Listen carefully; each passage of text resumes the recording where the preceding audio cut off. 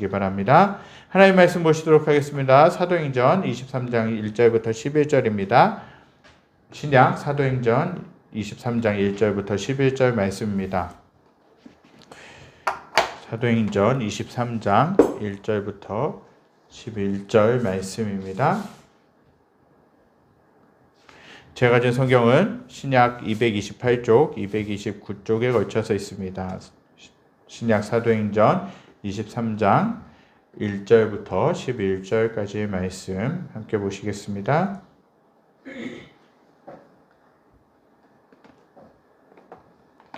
제가 1절부터 10절까지 봉독해드리고 11절 마지막 절 말씀만 함께 읽도록 하겠습니다. 바울이 공회를 주목하여 이르되 여러분 형제들아 오늘까지 나는 범사의 양심을 따라 하나님을 섬겼노라 하거늘 대제사장 아나니아가 바울 곁에 서 있는 사람들에게 그 입을 치라 명하니 바울이 이르되 회칠한다며 하나님이 너를 치시리로다. 내가 나를 율법대로 심판한다고 앉아서 율법을 어기고 나를 치라 하느냐 하니 곁에 선 사람들이 말하되 하나님의 대제사장을 내가 욕하느냐. 바울이 이르되 형제들아 나는 그가 대제사장인 줄 알지 못하였노라. 기록하였으되 너의 백성의 관리를 비방하지 말라 하였느니라 하더라. 바울이 그중 일부는 사두개인이요 다른 일부는 바리새인 줄 알고 공회에서 외쳐 이르되 여러분 형제들아 나는 바리새인이요 또 바리새인의 아들이라. 죽은 자의 소망 곧 부활로 말미암아 내가 신문을 받노라. 그 말을 한즉 바리새인과 사두개인 사이에 다툼이 생겨 무리가 나누어지니 이는 사두개인은 부활도 없고 천사도 없고 영도 없다 하고 바리새인은 다 있다 함이라. 크게 떠들세 바리새인 편에서 몇 서기관이 일어나 다투어 이르되 우리가 이 사람을 보니 악한 것이 없도다. 혹 영이나 혹 천사가 그에게 말하였으면 어찌하겠느냐 하여 큰 분쟁이 생기니 천부장은 바울이 그들에게 찢겨질까 하여 군인을 명하여 내려가 무리 가운데서 빼앗아 가지고 영내로 들어가라 하니라. 11절 함께 읽겠습니다. 그날 밤에 주께서 바울 곁에 서서 이르시되 담대하라. 내가 예루살렘에서 나의 일을 증언한 것 같이 로마에서도 증언하여야 하리라 하시니라. 아멘. 우리는 인생을 살아가면서 나의 힘으로는 도저히 감당할 수 없는 일을 만나게 되는 경우가 많이 있습니다. 영육간의 힘이 지치고 힘들어서 깊은 절망과 패배감 때문에 혼자서는 일어설 수 없는 경우가 많이 있죠. 정말 신앙적으로 또 여러 가지 삶의 상황들 속에서 어려움을 당하거나 힘든 일을 당할 때 참 그때 낙담하기 쉽고요. 그때 무기력증에 빠지기 쉬울 때가 참 많이 있는 것도 봅니다. 나의 힘으로 뭔가 일을 해보려고 하지만 잘 되지 않고 또 신앙생활에 뭔가 진보가 없고 또 신앙생활을 하면서도 뭔가 주님과의 관계가 서먹서먹해지기도 하고 또 주님께 부르짖어도 기도해도 응답이 없는 것 같이 느껴질 때 우리들은 무기력증에 빠질 수밖에 없습니다.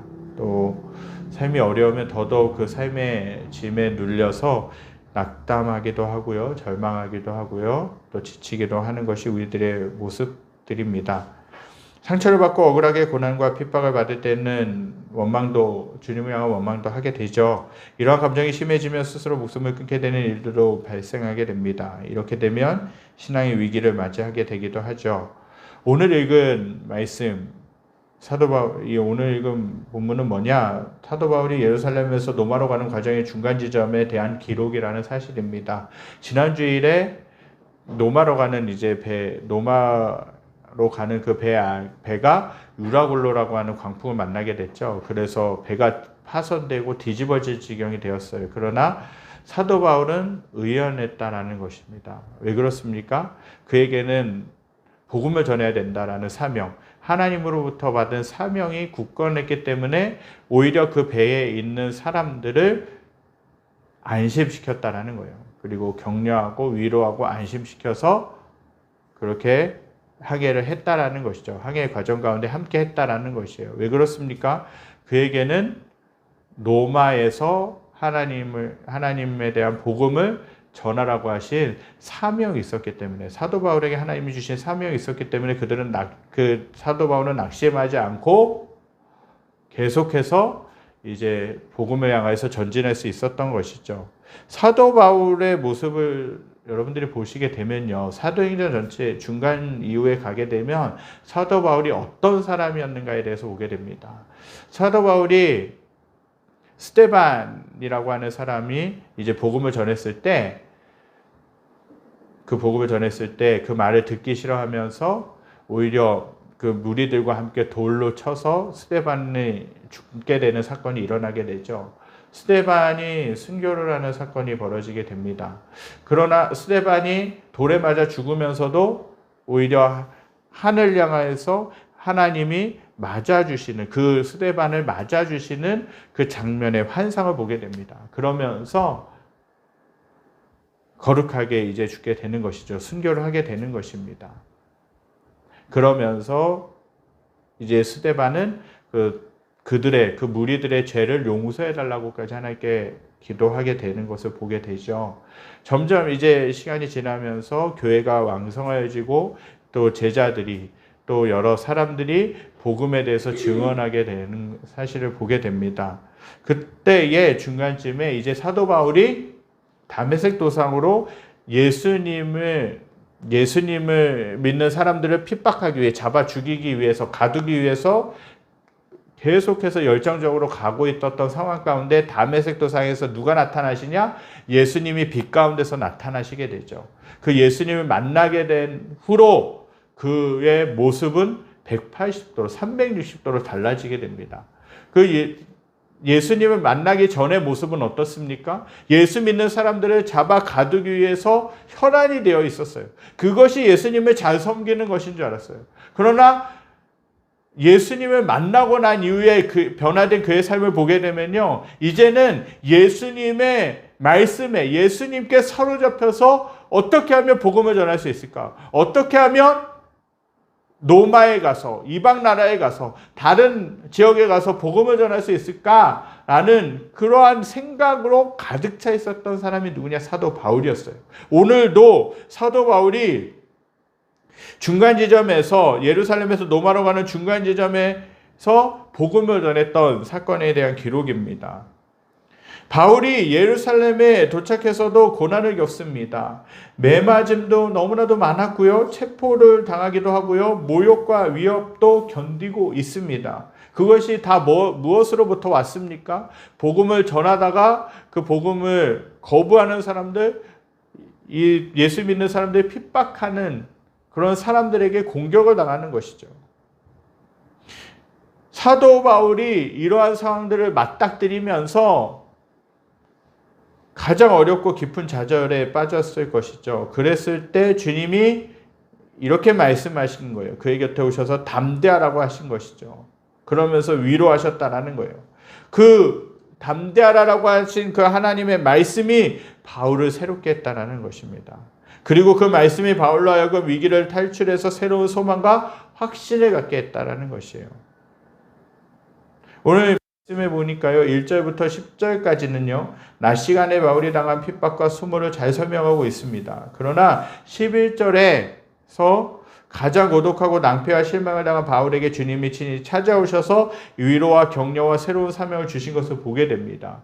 어떻게 보면 이 23장에서의 그 전반부를 보게 되면요, 1절부터 10절까지는 참 암울합니다. 사도 바울에게 있어서는 정말 고난이고 매맞음이고 정말 암울한 상황이지만 11절 말씀, 그 한 절 말씀을 통하여서 사도 바울이 적극적으로 반전하게 되는 그런 일들이 일어나게 되는 것 같습니다. 바울은 큰 뜻을 품고 자기 동족인 유대인들에게 복음을 전하려고 예루살렘으로 오고 이방 교회에서 거둔 헌금을 가지고 왔지만 그를 대하는 예루살렘 사람들의 반응은 냉랭했다라는 것이에요. 그뿐 아니라 그를 죽이려고 모두 혈안이 되어 있었다라는 것이죠. 그나마 죽음의 위기 가운데서 벗어날 수 있었던 것은 뭐냐? 로마의 천부장에게 체포되었기 때문이었어요. 사도 바울은 영적으로 육적으로 큰 상처를 입었습니다. 이방 민족에게 사실은 복음을 전하다가 나와 다른 동족인 사람들에게, 다른 민족인 사람들에게 복음을 전하다가 핍박을 당하거나 거절당하거나 거부를 당했다면 이만큼의 큰 상처는 없었을 것이에요. 그러나 동족인 유대인들에게 복음을 전했을 때 그들이 보이는 반응, 그것들을 보면서 더 큰 실망감과 패배감과 좌절감이 왔을 것이라는 것이죠. 그런 큰 상처를 입었다는 것이에요. 아마도 사도 바울은 자기 동족에게 복음을 성공적으로 전하지 못했기 때문에 그 마음 가운데는 말로 닿을 수 없는 실망과 패배감으로 가득했을 거예요. 과거에 하나님을 몰랐던 이방 백성들은 바울의 설교를 듣고 큰 은혜와 위로와 축복을 받은 반면에 하나님이 택하신 백성이라고 하는 동족들은 복음과 자신에 대해서 냉담한 반응을 보였고 오히려 거부 반응을 보였다는 것 사실입니다. 사랑하는 성도 여러분, 하나님이 쓰시는 종 바울도 이런 겪으면서 낙심과 절망에 빠졌습니다. 이러다가 못 가고 중간에서 죽는 것은 아닐까라는 두려움도, 인간적인 두려움도 가지고 있었을 것이에요. 그 상황 속에서 오늘 바울에게 하신 하나님의 말씀에는 두 가지 감춰진 메시지가 있다라는 거예요. 첫 번째는 뭐냐? 거듭된 환란으로 실패한 것처럼 보이는 예루살렘에서의 복음 사역을 하나님이 인정하셨다라는 거예요.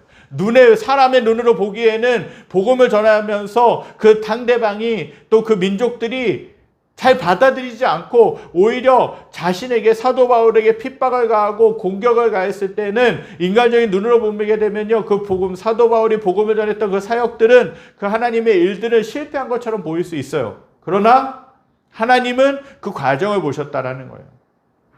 그러면서 그 과정 속에서 사도 바울이 어떻게 했는가를 하나님이 인정해 주셨다라는 것이죠. 바울아, 내가 환난 가운데 그것을 견디며 증언한 일이 사람들이 보기에는 실패한 것 같아도 결코 실패가 아니다라고 하나님이 위로해 주신 것이에요. 두 번째는요, 환난 가운데서도 예루살렘에서 복음을 전한 것 같이 로마로 향하는 길에서도 그렇게 증언하게 될 것을 확신시켜 주시는 거예요. 여기서도 복음을 전했다면 앞으로 로마로 가면서 또 그 중간에 있는 그 지역에서도 복음을 전해야 될 것이라는 그 말씀이라는 거죠. 일반적으로 사람들은 하나님에 대해서 깊이 이해하고 있지 않습니다. 단순하게 전지전능한 하나님이라고만 추상적으로 알고 있을 뿐이죠. 그런데 바울의 행로를 왜 이렇게 험난하게 이끌고 가시겠습니까? 하나님, 복음을 전하는 것이 하나님의 일이라면 하나님께서 사도 바울에게 복음을 전하라고 하셨다면 순탄하게 가야 되잖아요. 풍랑도 만나지 않고 핍박도 당하지 않고 복음을 전하는 사람들마다, 복음이 전해지는 그 사람들마다, 복음을 받아들이는 그 사람들마다 변화가 일어나게 되고 회개하고 예수님 믿는 일들이 더 많이 일어나야 되잖아요. 그런데 복음을 전하러 간 사도 바울이 맞닥뜨릴 현실은 그렇지가 않았다라는 거예요. 복음을 스펀지처럼 잘 빨아들이는 사람들이 있었던 반면에 그 복음 때문에 그 복음을 거부하고 오히려 복음을 전하는 사도 바울을 핍박하고 옥에 가두고 때리고 잡아 죽이려고 했던 모습들이 있었다라는 거예요. 왜 이러한 고난 가운데 하나님이 어렵게 복음 사역을 하고 이끌고 가시는 걸까? 라는 그런 의문이 들 때가 있어요. 그런데 이런 의문은 하나님에 대한 이해가 부족하기 때문에 생기는 인간의 문제라는 거예요. 그렇기 때문에 바울의 개인의 문제가 아니라 오늘을 살아가는 신앙인들의 고민이고 또 신앙인들뿐만 아니라 다른 사람들에게도 있는 질문이라는 사실입니다. 사도 바울의 상황을 살펴보면서요, 우리들에게도 예수님을 믿고 예수님을 바라보고 신앙적으로 살아가려고 해도 때로는 순탄하지 않을 수 있다는 것을, 또 절망이 찾아올 수 있다는 것을 우리는 알 수 있어야 된다는 사실이에요. 주님의 일을 하면서 신앙의 삶을 살아가면서 이해할 수 없는 어려움과 핍박이 찾아올 때가 있습니다.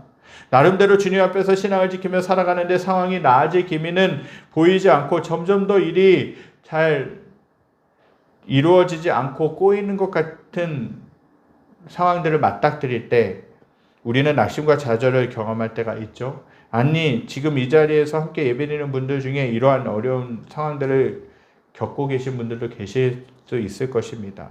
그러나 우리가 절망과 환난과 핍박을 겪고 있다 해도 두려워할 필요가 전혀 없어요. 왜냐하면 예수 그리스도는 우리의 유일한 소망이시기 때문에, 보호자가 되어주시고 돌보시고 함께 하시는 분이시기 때문에 우리는 두려워하지 않을 수 있다는 거예요.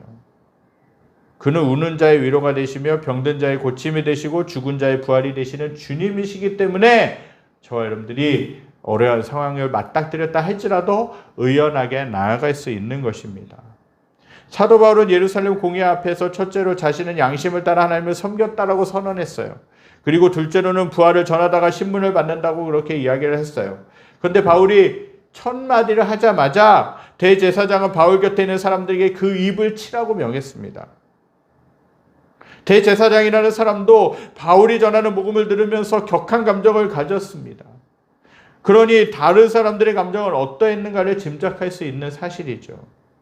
그런데 대제사장 아나니아의 말을 듣자마자 바울은 갑자기 분노의 말로 그에게 맞대응을 하게 되죠. 3절에 이렇게 이야기합니다. 회칠한다며 하나님이 너를 치시리로다. 내가 나를 율법대로 판단한다고 앉아서 율법을 어기고 나를 치라 하느냐고 반박했어요. 바울로서는 강도 높은 반격인 거죠. 회칠한 남 또는 회칠한 무덤이란 뭐냐? 이중인격자라는 거예요. 위선자라는 거예요. 그의 곁에 섰던 사람이 하나님의 대제사장을 내가 욕하느냐라고 그렇게 사도 바울에게 공격하죠. 그러자 바울은 그가 대제사장인 줄 몰랐다고 하면서 즉각 사과를 합니다. 그러나 그 사과는 대제사장의 말에 반박한 것은 사과한 것이 아니라 반박했던 방법에 대해서 사과한 것이에요. 산헤드린 공회라고 하는 곳에는 두 종류의 사람들이 있었어요. 곧 바리새인이라고 하는 사람들이 있었고요. 서기관들이 있었대요.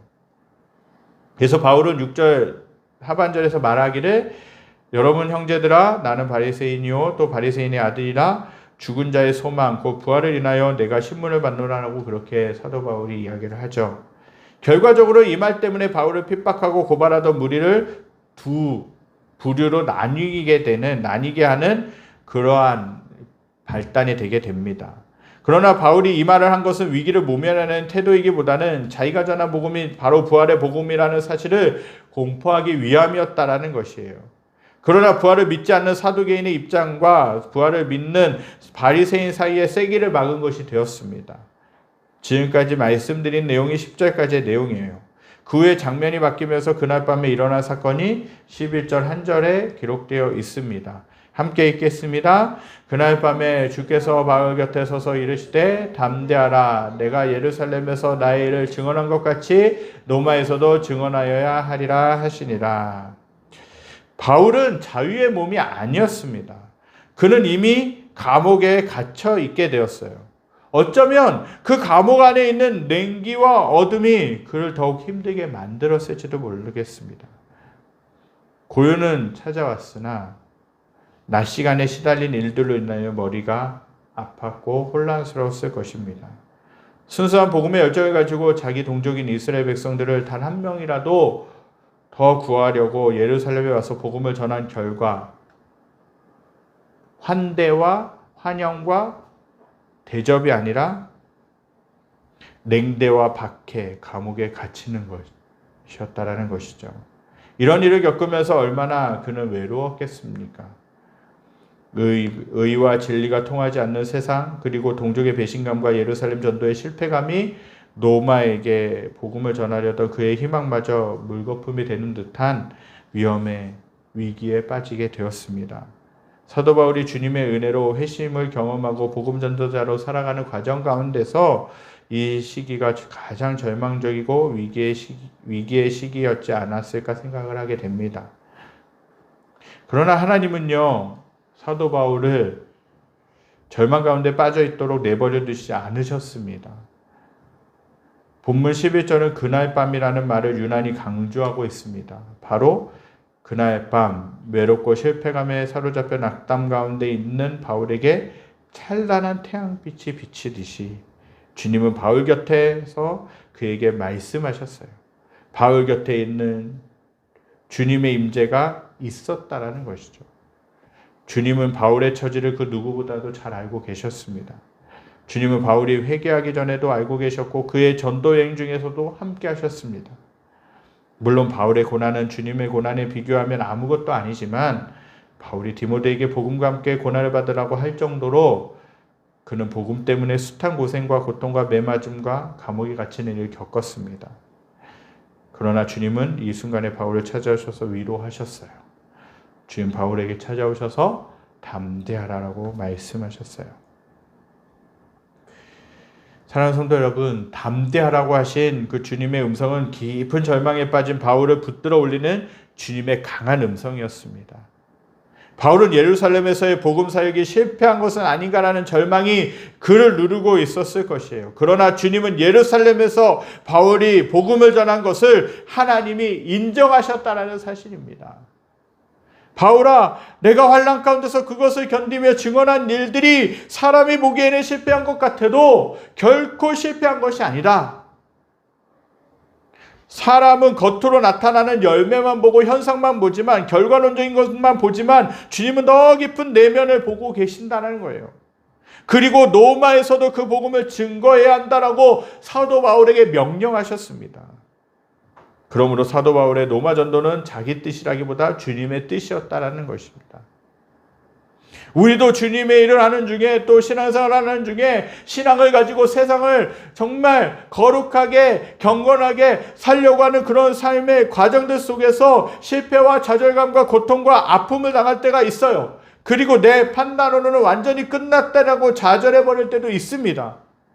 세상을 살아가면서도 어려움을 만날 때가 있죠. 직장생활 가운데, 사업을 하는 가운데, 가정생활 가운데 주님을 믿는 것으로 인하여서 조롱과 환난을 당할 때가 많이 있습니다. 그 어려움이 몰려오면 손을 늘어뜨리고 낙담과 좌절이 될 때가 있어요. 내가 잘못 살아왔나라는 생각이 몰려오기도 합니다. 괴로움이 몰려오기도 합니다. 하지만 주님은 그때에도 저와 사랑하는 성도님들 향하여서 담대하라라고 그렇게 말씀하신다는 거예요.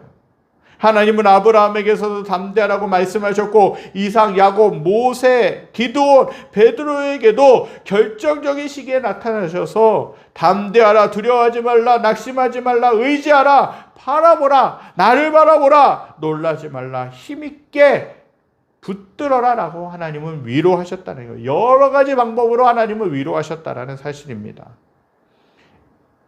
구약에 보면 엘리야라고 하는 선지자가 있었습니다. 아합 왕이 그를 그렇게 핍박했죠. 그리고 바알과 아세라를 섬기는, 우상들을 섬기는 그 사람들과 싸워서 영적인 제사 대결에 있어서도 영적으로 큰 승리를 맛봤던 사람이 엘리야 선지자였습니다. 엘리야는 죽음도 보지 않고 불병거에 실려 승천한 사람입니다. 이런 엘리야도 하나님 이제 끝났습니다. 저는 더 이상 감당 못하겠습니다. 저를 죽여주세요. 때가 있었습니다. 850명과 한 명과 그 예배 제사 대결에서 승리하고 난 후에 이세벨이, 그 아합 왕의 왕비였던 이세벨이 죽이리라라고 했던 그 한마디 때문에 정말 낙담해서 브엘세바로 도망가고 노뎀나무 아래에 앉아서 하나님께 죽여달라고 그렇게 절규했던 것을 보게 되죠. 이러한 절망, 그 절망이 엘리야에게 찾아오게 됐죠. 왜 그런 절망이 몰려왔겠습니까? 엘리야가 생각하기를 그 정도쯤이었으면 이스라엘 백성들 다 하나님께 돌아오고, 아합 왕도 또 그의 아내인 이세벨도 하나님께 회심해서 회개하고 하나님을 믿고 돌아올 줄 알았어요. 그런데 이세벨이 더욱 악에 받쳐서 내일까지 엘리야를 반드시 죽이겠다고 그런 소식을 엘리야에게 전한 것이죠. 엘리야에게 한순간 낙심이 온 것입니다.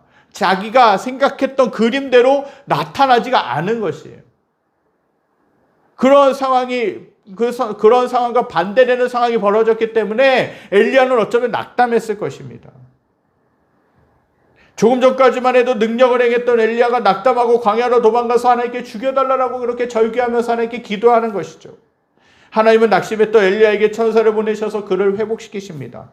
엘리야의 믿음 없음을 책망하지 않으시고 꾸중하지 않으시고 천사를 통해 먹을 것을 주시고 그를 40일 동안 호렙산으로 이끌어 주셨어요. 그리고 그 산에서 하나님은 세미한 음성으로, 작은 음성으로 바알에게 무릎 꿇지 않은 당신의 백성 7,000명이 있다고 말씀하시면서 엘리야를 회복시켜 주셨다는 것입니다. 히브리서 10장 35절에 이 말씀이 있어요. 그러므로 너희 담대함을 버리지 말라. 이것이 큰 상을 얻게 하느니라 라고 말씀하고 계세요. 또한 갈라디아서 6장 9절에는 우리가 선을 행하다 낙심하지 말지니 포기하지 아니하면 때가 이름에 거두리라고 그렇게도 하나님은 말씀하십니다. 하나님은 저와 사랑하는 성도님들의 낙심과 절망에 빠져 있을 때 위로하시고 회복시키시는 분이신 줄 믿습니다. 올 한 해를 살아가시면서 또 여러 가지로 어려운 가운데 있는 분들도 계실 것입니다. 또 여러 가지 삶의 고난, 또 내가 생각했던 대로 삶이 이루어지지 않고 정말 그렇게 신앙을 지키면서 살아온다고 해도 정말 내가 잘 되지 않는 것 같이 살아오고 있었을 때 여러 가지로 어려움과 낙담에 빠져 있을 때가 많이 있었다라는 것이죠. 그런 상황 속에서 신앙을 지키는 것이 의미가 있는 것인가? 정말 그 현실적인 그 어려움들을 보면서 또 가정의 어려움, 경제적인 어려움, 관계의 어려움, 여러 가지 어려움들을 겪으면서 내가 신앙을 지키는 게 정말 바람직한 것인가? 라는 회의도 있으셨을 것입니다. 그런데 하나님은요, 우리에게 절망했다, 좌절했다, 여기까지가 끝인가 보다라고 할 때 말씀하세요. 방법은 뭐냐? 하나라는 것이죠. 요한복음 15장 4절에 이렇게 말씀하세요. 내 안에 거하라, 나도 너희 안에 거하리라. 5절에는 나는 포도나무에 너희는 가지라. 6절에는 내 안에 거하지 아니하면 가지처럼 밖에 버려져 마르니라고 말씀하고 계세요.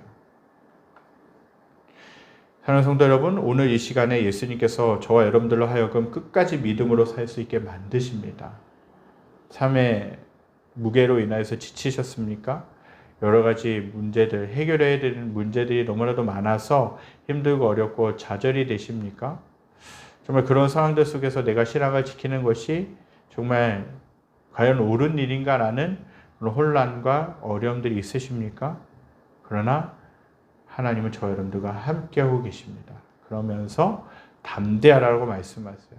신앙을 지키는 것이 힘이다. 끝까지 신앙을 지키는 것, 끝까지 그 어려운 가운데서도 하나님을 붙들고 살아가는 것이 힘이다라고 말씀하시는 것이에요. 강하고 담대하시기 바랍니다. 어떤 어려움이 있고 어떤 힘든 일이 있고 어떤 고난이 있다 할지라도 하나님은 저와 여러분들을 세우시고 붙드시고 함께하시고 돌보시는 분인 줄 믿습니다. 신앙을 지키면서 살아가는 것, 그것이 세상 사람들이 보기에는 우습고 조롱당할 만한 일인 것 같고 정말 어리석은 것 같고 미련한 것 같지만 그러나 신앙으로 살아가게 되면 하나님은 반드시 저와 여러분들이 일으키시고 붙드시고 돌보실 줄 믿습니다. 저와 사랑하는 성도님들이 또 몇 달을 살아가시면서 남은 한 해를 살아가시면서 더욱더 주님을 붙들고 담대하라고 하신 그 주님을 붙들고 늘 승리하며 세상 가운데서도 신앙생활 가운데서도 날마다 담대하게 의연하게 살아가시는 저와 사랑하는 성도님들 되시길 간절히 소망합니다.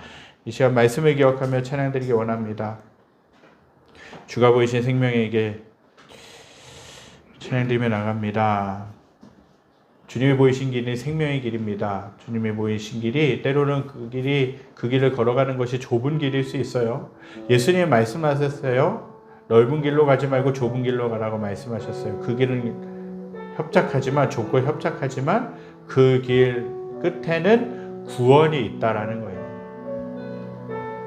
넓은 길은 사람들이 많이 가는 길이죠. 여러분들, 사람들이 쉬운 길로 가기를 원할까요? 어려운 길로 가기를 원할까요? 대부분 사람들이 쉬운 길로 가기를 원하죠. 신앙생활도 마찬가지입니다. 여러 가지 어려운 길이 있어요. 신앙을 지키다 보면, 신앙생활을 살다 보면 어려운 일들도 있어요. 그러나 그 가운데서 인내하고 정말 주님을 붙들고 살아가다 보면 하나님이 그 삶의 상황들을 보여주십니다. 어디로 가야 될지 보여주시고요. 자연스럽게 하나님이 인도해 가세요. 때로는 그 길이 좁고 협착해 보이지만 그 길이 구원의 길이라는 거예요. 넓은 길은요, 멸망의 길일 수밖에 없어요. 저 사랑하는 성도님들이 삶의 현실 속에서 더욱더 주님을 붙들고 의연하게 그 주님과 함께 동행하며 살아가실 수 있기를 간절히 소망합니다. 주가 보이신 생명에게 찬양드리겠습니다. 주가 보이신 생명의 길 나 주님과 함께 상한 마음을 들이며 주님 앞에 나가리 나의 의로움 이르신 주 그 이름 예수 나의 길 이르신 이름 예수 나에게 오직 그가 신하니 나를 알려하신 후에 내가 정금같이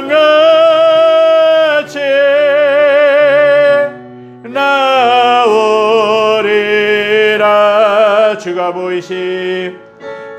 보이신 생명의 길 나 주님과 함께 상한 마음을 들이며 주님 앞에 나가리 나의 의로움 이르신 주 그 이름 예수 나의 길 이르신 이름 예수 나에게 오직 그가 신하니 나를 알려하신 후에 내가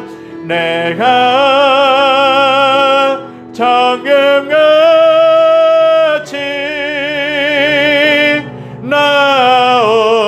나오리라 나에게 오직 그가 신하니 나의 길 오직 그가 신하니 나를 알려하신 후에 내가 정금같이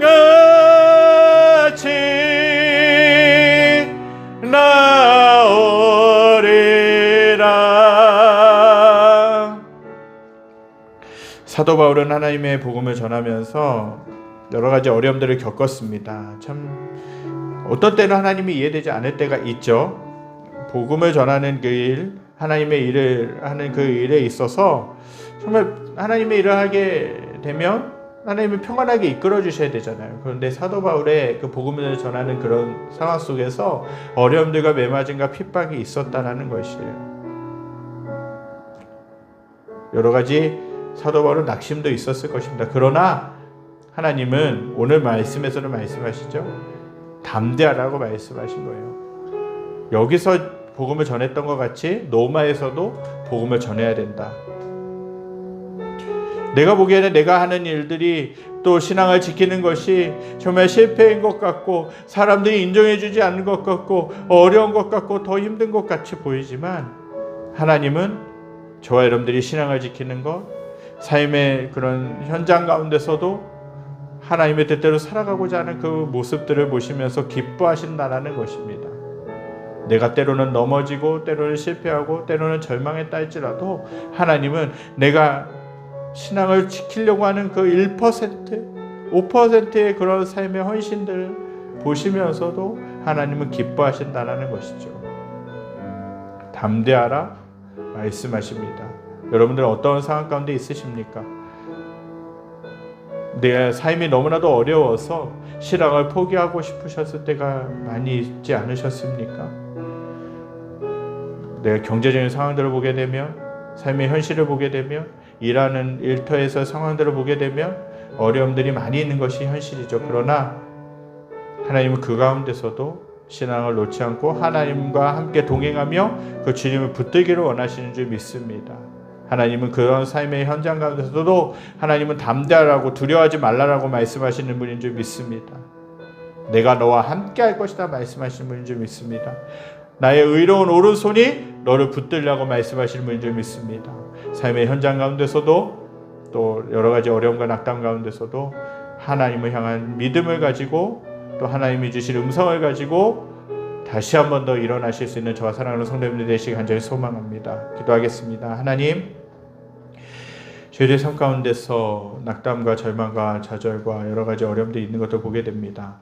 우리가 신앙인으로 살아가지만 때로는 삶의 현실은 녹록하지가 않고 또 오히려 신앙을 지키며 살아가는 것, 또 사명을 감당하며 살아가는 것이 때로는 절망일 때도 있고 정말 힘들 때도 있고 어려울 때가 있는 것이 현실입니다. 오늘 말씀에 나온 사도 바울도 복음을 전하는 그 일들 속에서 평탄하게 평안하게 사람들이 복음을 받아들이고 환대하고 환영해줬던 것이 아니라 오히려 복음을 전한 것 때문에 감옥에 갇히고 또 공의회에 서야 되는 재판을 받아야 되는 그런 상황들이 어려움들이 있었고 또 여러 가지 핍박과 모욕과 고난들을 겪었던 것을 보게 됩니다.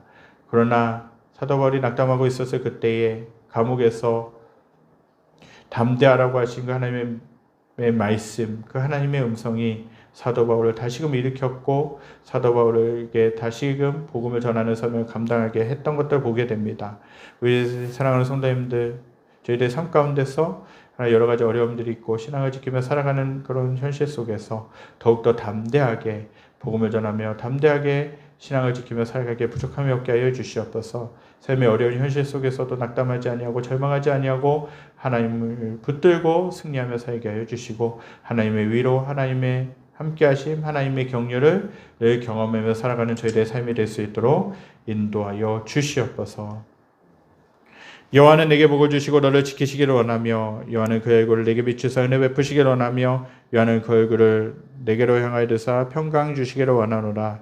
이제는 우리 주 예수 그리스도의 은혜와 하나님의 무한하신 사랑하심과 선생님의 감화감동 교통하심의 역사가 사도 바울에게 말씀하신 담대하라고 하신 그 말씀을 듣고 사도 바울이 복음 사역에 있어서 다시금 일어나서 의연하게 복음을 전했던 것처럼 우리의 삶 가운데서도 낙담하지 말고 담대하라고 말씀하신 그 하나님의 음성을 듣고 다시금 삶의 현장 가운데서 일어서기를 결단하는 사랑하는 성도들 머리머리 위에 그들이 속한 가정과 삶의 터전 위에 그리고 여러 가지 어려움들로 인하여서 신음하고 아파하고 있는 이 나라와 이 민족과 전 세계 모든 열방 위에 지금으로부터 영원까지 함께 하시기를 간절히 축원하옵나이다. 아멘.